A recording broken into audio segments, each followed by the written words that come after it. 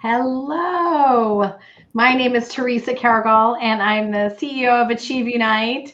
And I am going back to the future because I am here, one, with my friend Angus Robertson, who started our LinkedIn Live for the show about 4 years ago, and we've continued them. So a special thanks to Angus. He's also a famous author, so when he does his introduction, we have to ask him about that too. And Dina, who is an incredible entrepreneur and a longtime friend and is doing incredible work. So we're going to be talking about partner profiles. So Angus, introduce yourself. Thanks so much, Teresa. Good to be back here. I'm CMO at ConnectWise, and as Teresa mentioned, I was a fractional CMO, fractional CRO for a few years, and was happy to collaborate with Teresa and Achieve Unite on some of their go-to-market priorities. And before that, I was CRO at Axient, but as Teresa said, as all of us tend to do during COVID, picked up a project, which was a book on go-to-market strategies for SMB called Outcome Marketing, but more productive use of time than some of the other options out there that we all got exposed to during that time. We'll all show copies of our books. We got to get your book showed. Good. Well, thank you, Angus. And I'm so glad you're here. And to this day, I still tell stories about when we worked together at Axient and how you built segmentation into the engine of the entire company. It was brilliant in a build mode. So we might be able to chat a little bit about that today too. Sure. Dina, introduce yourself officially. Yeah, hey, hi. It's good to see you here live online, and thanks for including me. And I am not an author yet, but, inspired to be one of these days. My little tagline is IPP, yeah, you know me, which is Ideal Partner Profiles. And, I live and breathe partner data. That's kind of where I'm at. Partner Optimizer is a company that I launched from scratch in order to figure out what partners are doing out there in the universe and how do you match the right partners with the right vendors and how do you enrich the data about partners so that you're making the right decisions to invest wisely and go to market in the most effective, efficient, accelerated way. Because when you're working with the wrong partners, we all know what that means. A lot of wasted time and budget and all that. So anyway, Teresa and I have known each other probably for maybe a decade or so now. Mm-hmm. And I first met you when I saw you present at one of the channel conferences and remember thinking, wow, this woman is a powerhouse and I need to know her. And it all just sort of started from there. And now we've been partners for a while and our teams overlap and help each other. And your team provides managed services for Partner Optimizer customers, which is amazing. And we keep on innovating new features and functionality in our platform that make it better for our customers. So I'm just psyched to be here with you. Awesome. Well, thank you, both of you, for the intro. And so let's dive in. By the way, we were going to have a third guest, Christina, who just had surgery. So we're sending her a big shout out and everything is good. And so we have you two amazing guests. So we'll fill the space and maybe we'll let everybody off a little early. So many partner programs are built on these wish lists of logos, and we don't really understand, one, what motions we want. Do we want a co-sell? Do we want someone to drive pipeline? Do we just want referrals? We may not understand what types of partners we want. So talk about from each of your perspective, and Angus, if you could start, why is partner selection and getting your strategy right so critical at this juncture in kind of this ecosystem world we're living in? Yeah, absolutely. And so much of it comes down to your overall strategy and what your P&L looks like and what you want to achieve with your go-to-market strategy across direct, digital, and of course, indirect.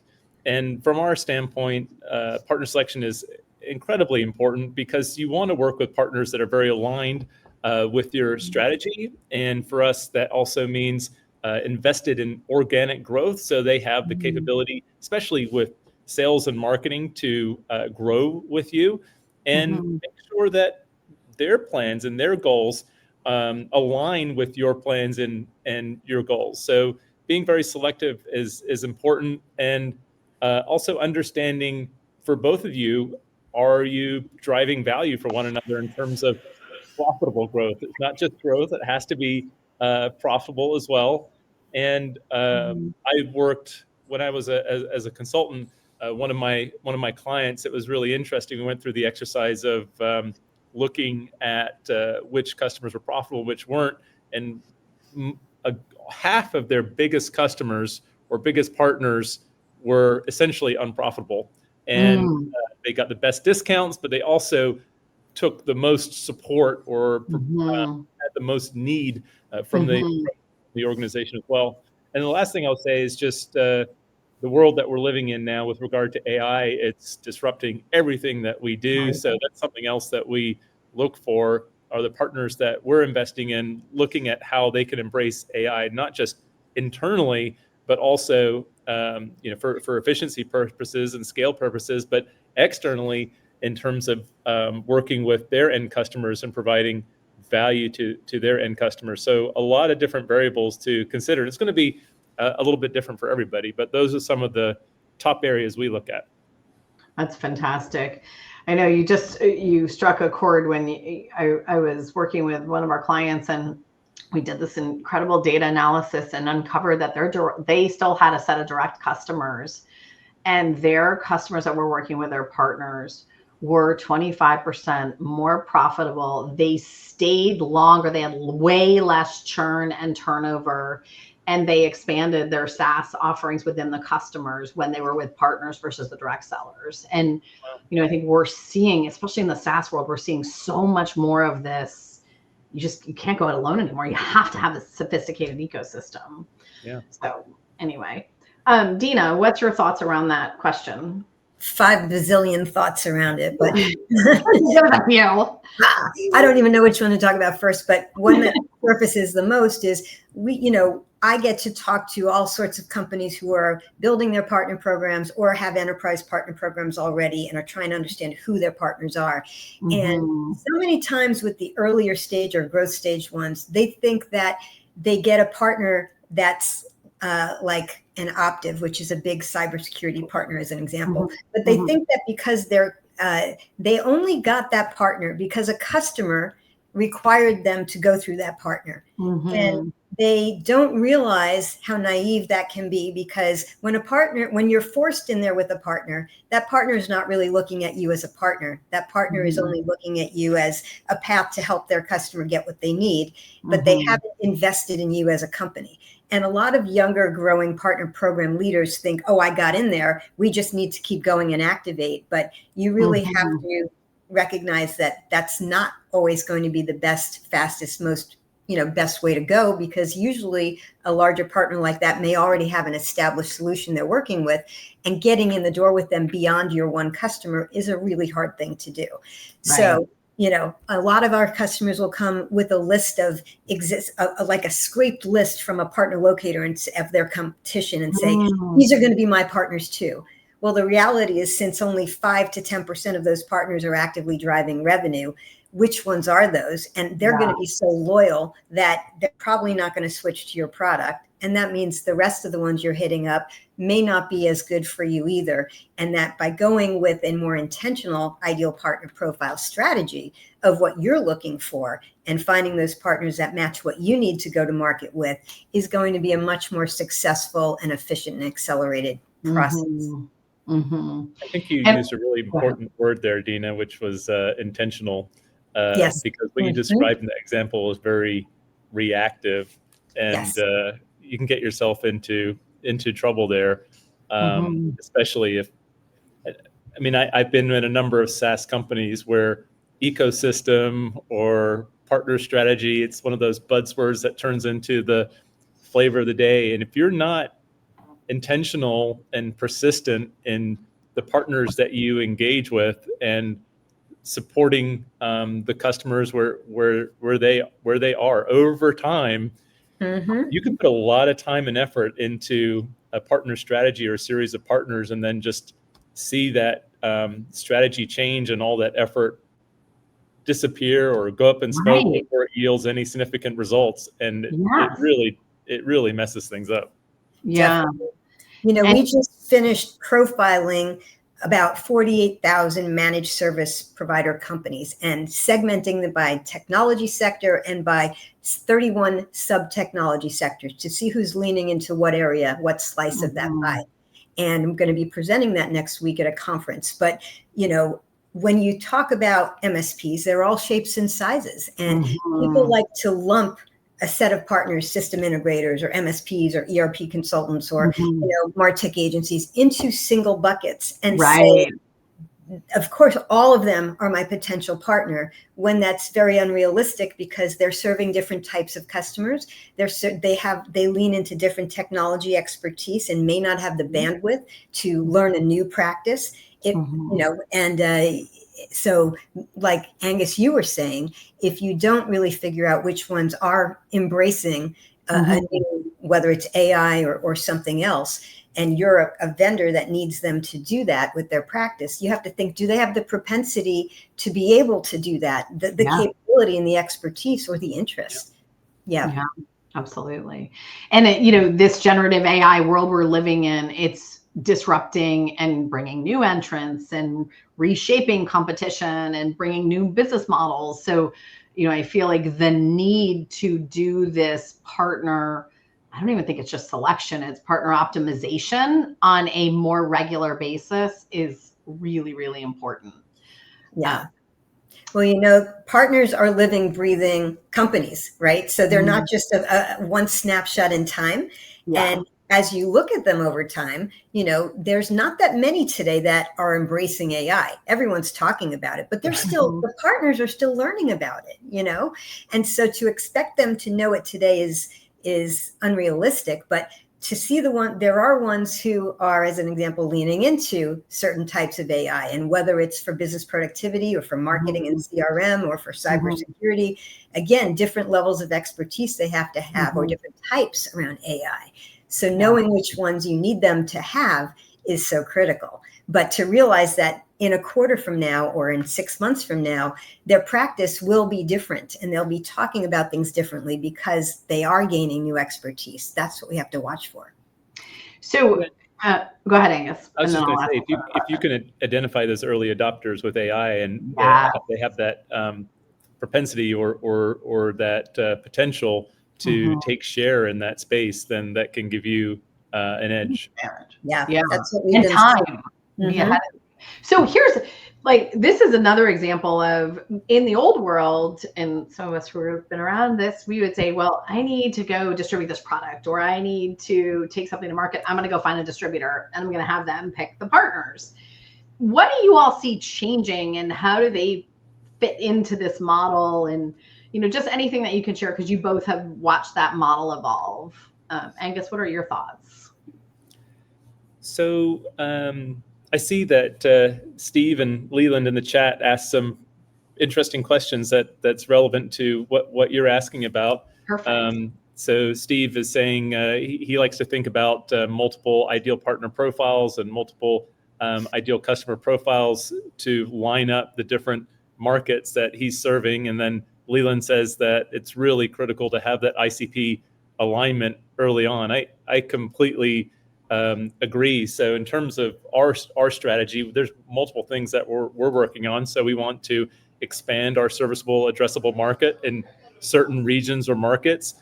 We also want to go after different types of customers in our domestic market. So understanding the criteria of that ICP we're trying to engage, and understanding our level of maturity and who we can work with, as Dina said, where there's an opportunity because they're not they're not really in bed with another competitor or series of competitors of us already.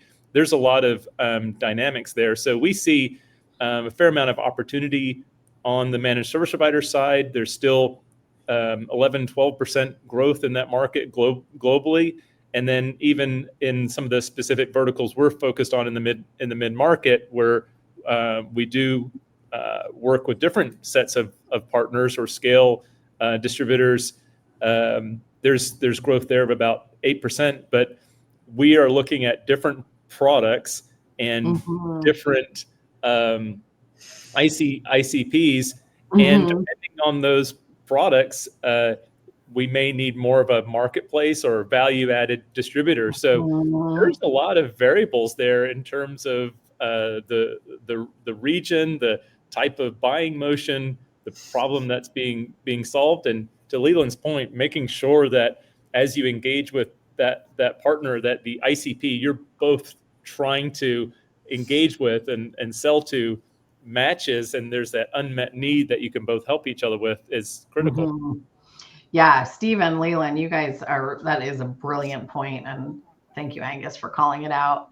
And so, Dina, what's your thoughts? Because you live this every day. You're working with the distributors, and you're also working with these different type cyber vendors, SaaS vendor, security, hardware vendors. What's your thoughts about? Yeah. So one of the things I've been doing over the last 90 days is talking to all sorts of partnership leaders who have a different definition of what an ideal partner is. And, some companies, like one that does visitor management, he's looking at partners as locksmiths, right? And he says, locksmiths today have to become technology focused. Great And point. so I think that, because digital locks is what's happening with permission-based and in commercial office settings and all of that. And so when you start to, the pun intended, unlock, who your potential partners can be, there's a huge landscape to consider. We obviously in this conversation have always looked more precisely at the traditional ones, the system integrators, the managed service providers, the branching out to managed security service or ERP consultants or whatever. But there are opportunities for new types of partners out there to evolve and come in. I don't see the distributors thinking about those today. I see the innovative new vendors who are focused on great new tools that include AI. They're thinking about those things as ways to broaden. I haven't yet seen, and I challenge the distributors to start thinking that way, because I think that's some of the way they could, expand the value that they bring to vendors in a broader way. But I also see a huge shift, as everyone knows here, in aligning with hyperscalers and trying to make sure you fit in with hyperscalers if you're dealing with technology and software and cloud solutions. And more than ever, ISVs are being looked at as partners, right? Yeah. And so we're getting a lot of requests in Partner Optimizer's world to find ISVs who have certain attributes that focus on specific types of products and go to market in specific different directions, and, pinpointing them, not just on firmographics or, what their core is, but who do they serve, what verticals, what's their ideal customer type, and are those opportunities to partner in? I mean, this is primarily about IPP, but Angus, I actually heard somebody call you a distributor, ConnectWise a distributor. So I'd be curious, just where evolution of distribution, what are you seeing? So it's interesting. From a ConnectWise standpoint, there's a number of different variables that we pursue. So we work with managed service providers, of course, primarily, but we also work with VARs.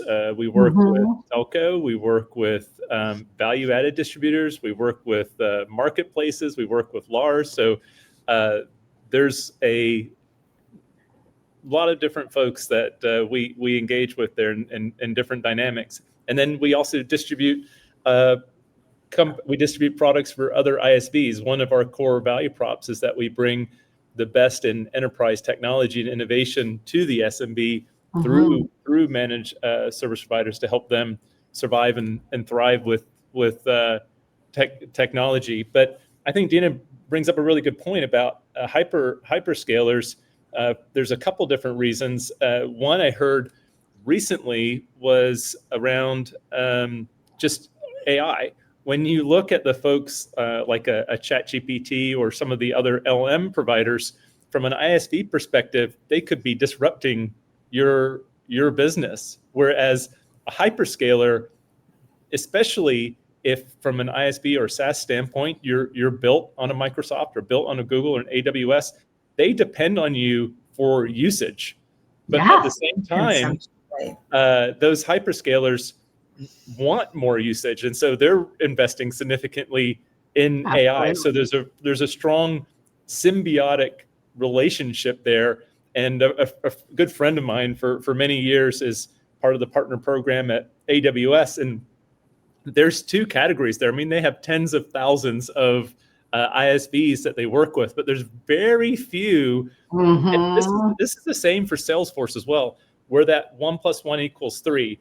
And if you have a SaaS provider where you really complement what AWS or Salesforce provides, and there's an unmet need there from the salesperson's perspective that helps them with their quota relief or helps them with their sales velocity, you can really grow fast. But it's a very small minority of the their partner ecosystem that fits that criteria. And if you don't fall into that criteria or find a way to fit into one of those niches and sustain that, then you'll often be an afterthought.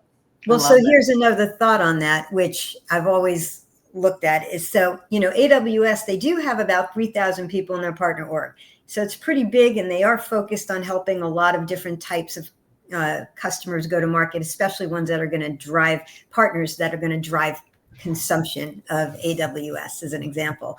But there are all of these companies, a lot of SaaS and ISVs and MSPs who are joining the marketplace because they know they need to be there. They know that companies are going to start doing more transacting within those ecosystems because of the way that payments can flow and things like that. But those companies who are getting in there need to have other partner go-to-market strategies besides just saying, here we are, and let everything happen. Because without a ConnectWise to find maybe the cybersecurity partner, MSPs or MSSPs, or to find, those other partners that can help you get to market, you're missing opportunities. And so, especially if you're smaller, especially if your consumption in those clouds isn't that big, you're not going to get the love that you think, and you still want to leverage, external partner go to market.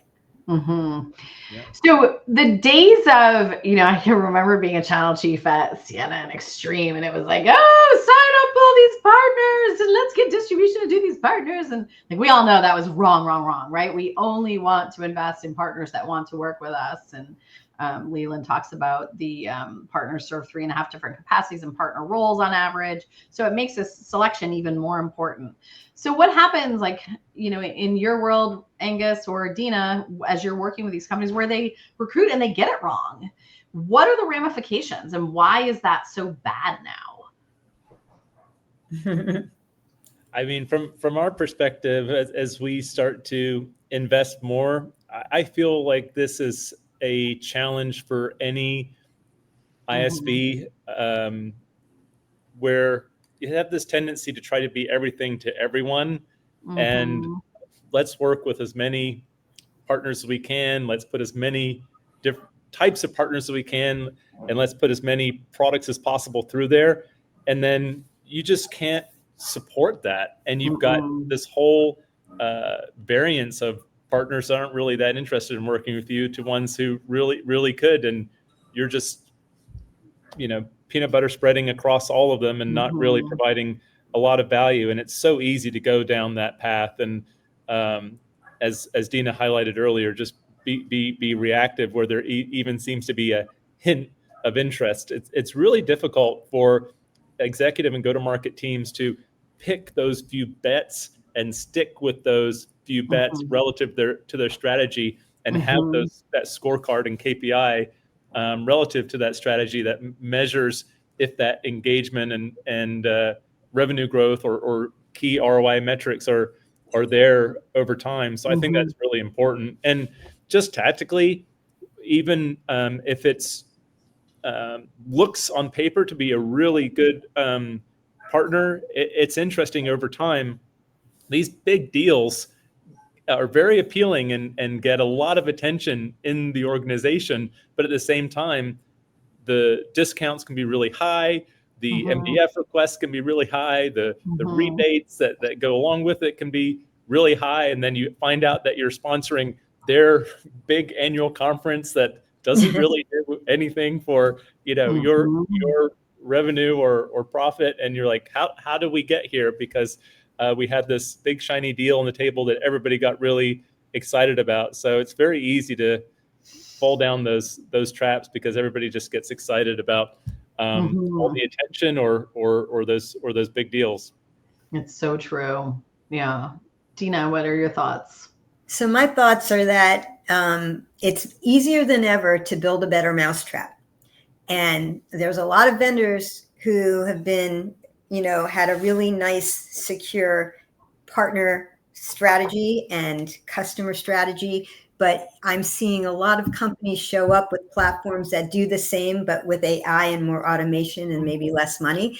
And if you're not investing in your right partners and find the ones who have the right customers or are going to consume yours in the right way, that's going to help you sustain through partner loyalty and partner relationships and engagement if you find those right ones before your competition does. And if you secure those relationships and make sure that they're very solid, because there are risks more than ever. And if you're thinking that you can go find more partners out there in the universe, those net new partners you're going to recruit are going to be harder to recruit because they're getting hit up by a lot more competitors or companies that do pieces of what you do or do more than what you do.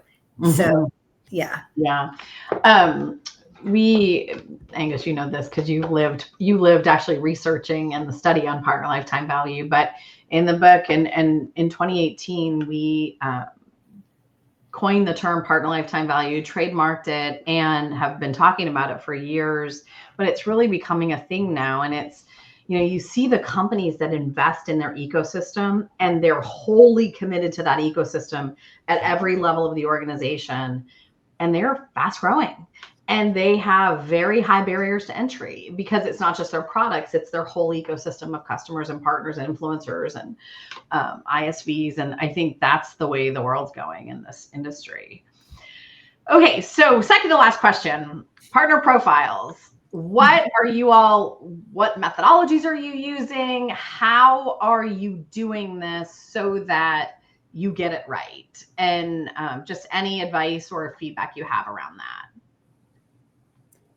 My approach is really simple. So I'd be curious to see what Dina has in terms of maybe upscaling what we do.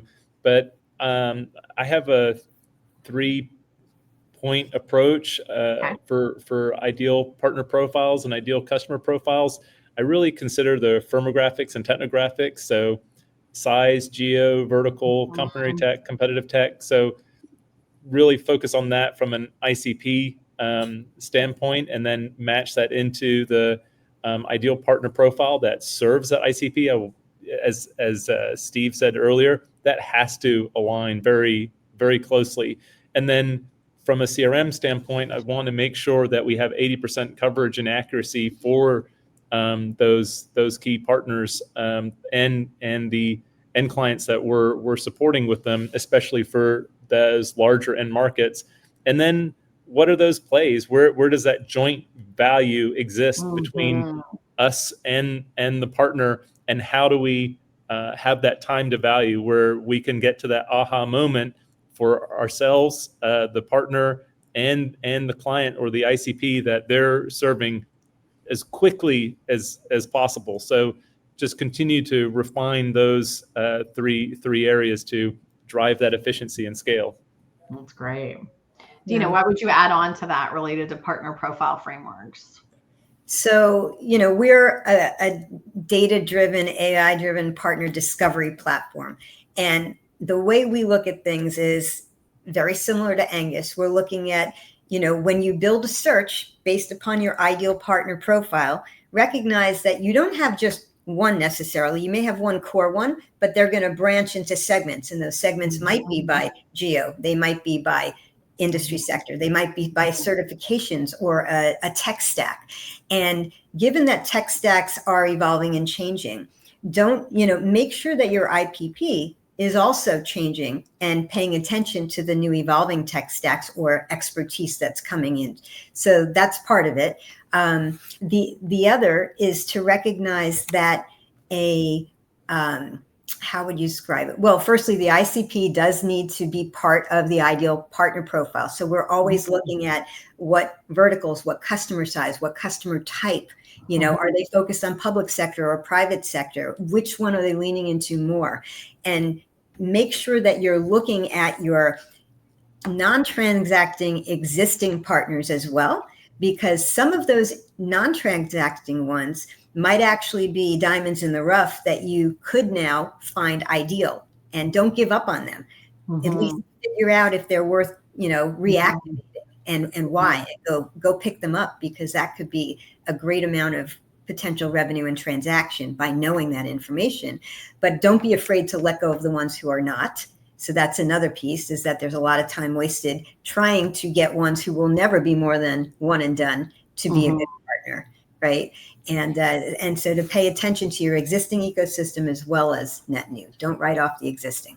Yeah, and I think too, getting, I remember, I guess we trained your teams, we talked about leading indicators, and they were like, what is that?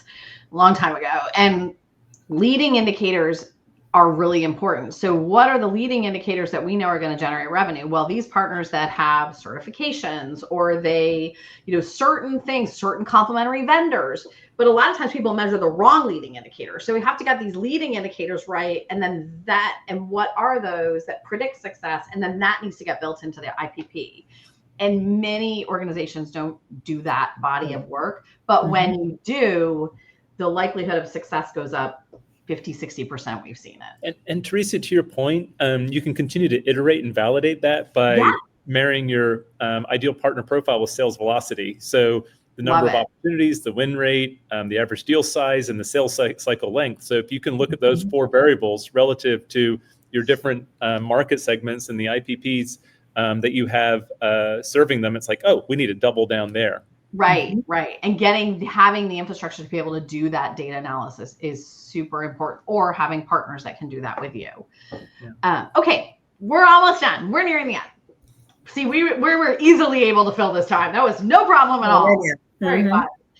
This is a really emerging topic, and it's becoming, it's like it is a dartboard, and you can hit that little circle in the middle if you do this right. All right, Angus, what's your one piece of words of wisdom? What are you going to leave us with? Well, we all love the phrase, meet your customers where they are. So understanding your ICP and how they want to engage is really critical. And going back to what Dina said earlier, be intentional. And so my takeaway is for those SaaS vendors, for those ISVs who are thinking about their ecosystem and partner strategy, don't look at that in a vacuum. Look at that holistically in partnership with your CFO, between your direct sellers, your digital PLG motions, and then your partner or ecosystem strategy, and understand which markets you're serving. Is there channel conflict or not? And what the comps are or the incentives are between those different go-to-market motions, and what the expectations are. So as executives think about their bets around their products and markets, also think about those motions, the direct, indirect, and digital, both from a land and expand standpoint. And before you go, Dina, I am going to start to assert there are places where the direct seller needs to go away. It's not the right motion anymore. By the way, there are places where it has to stay, and the enterprise motion has to stay direct seller. I think my CEO might be interested in talking to you about that, Teresa. And there are other organizations where it needs to get wiped out. Like, it's no longer the way of the future. And getting that whole strategy right at the go-to-market level is really important. So yeah, we're going to be provocative today because it's really important that people start to be thinking about this. All right, Dina, one more words of wisdom from you. What would you leave us with? Well, Angus took my word. So it's be intentional, definitely. That ounce of prevention up front, or being more strategic up front, really getting your stakeholders rallying around what your ideal partner profile is critical. everything starts from there. It's like when you're hitting a golf ball, and you want to hit the hole. You don't want to hack around and take, 20 strokes to get there. You want that hole in one. And if you rally your stakeholders and agree on your ideal partner profile and what those strategies are, and then you treat those partners that you found like gold, not just like an email spray and pray. Think about how you want to engage them, how you can activate them, how you can stand out to them, and invest up front, because it might seem like a little heavier legwork, but it's much better than just doing a bunch of busy work and not really getting anywhere. So that's my advice. And what were you going to IPP? You know me. What's your IPP? You know me. I love that. Angus, you need one. We both need one of those. IPP. Yeah. You know her. Yeah. That's great. I think that is great wisdom. And these ideal partner profiles, they're becoming more important. They're not going away. So people say, oh, well, you don't really need to do that anymore. You need to do this more than ever. So awesome. Thank you. You need to profile your partners more than ever before. That's kind of it. Recruit to your ideal partner. And Leland and Steve, y'all nailed it with ICP and IPP. So they get extra points for today. Yeah. So, well, thank you, Angus, for being the first with us and for coming back again. I really appreciate it. And you're a dear friend. Thanks for having me. It's great. And great to see you, Dina, too. Yeah, great. That's business opportunity. So good. Thank you, Dina. I appreciate it so much. Have a wonderful day, you all.